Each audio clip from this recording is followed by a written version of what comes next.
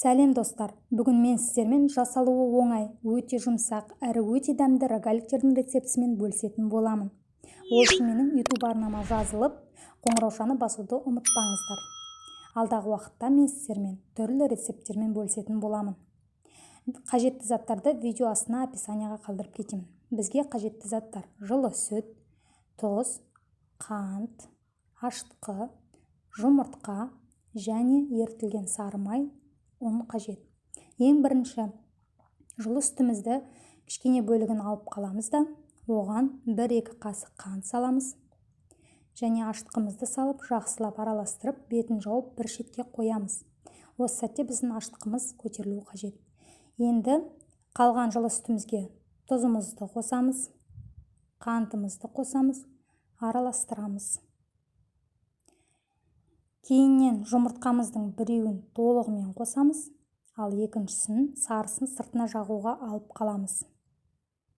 Бұлай жасау міндетті емес, өз қалауларыңыз бойынша сыртына сарысын жақпасаңыздар да болады. Жақсылап араластырып, мінекей ашытқымыз көтерілді.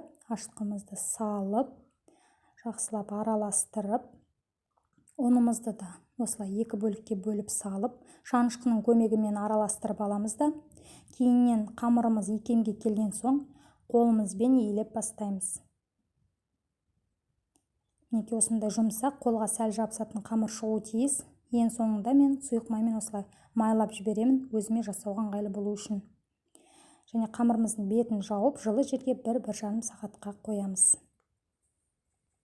Мінекей аз уақыт ішінде қамырымыз 2 есе көтерілді. Қамырымызға кішкене ұн сеуіп, 2 бөлікке бөліп аламыз. Бұл әрине сіздердің рогаликтеріңіздің көлеміне байланысты. Егер бұдан да кішірек рогалик жасаймын десеңіздер, қамырды 3-ке немесе 4-ке бөліп алуға болады. Мінекей бірінші қамырымызды осылай дөңгелек етіп жайып аламыз. Қамырдың қалыңдығы шамамен 1 сантиметрге жақын. Және де осылай 3 бұрыш етіп кесіп шығамыз. Мен бірінші қамырдың салмасына вареная сгущенка қостым. Вареная сгущенка сыртына шығып кетпес үшін осылай қаттырақ шеттерін басып, орап шығамыз. Противеньге орналастырамыз. Кейіннен екінші қамырымызға да дәл солай кішкене ұн сеуіп, дөңгелек етіп ысып шығамыз. Және 3 бұрыш етіп кесеміз. Мен екінші қамырына салма салған жоқпын. Сіздер өз қалауларыңыз бойынша қамырдың арасына джем немесе повидло салсаңыздар болады. Осы уақытта сіздер пешіңізді 180 градусқа қыздырып қойыңыздар. Және де дайын рогаликтерімізге жұмыртқаның сарысын жағып, пешіңіздің ыңғайына қарай 180 градусқа 30-35 минутқа рогаликтерімізді саламыз.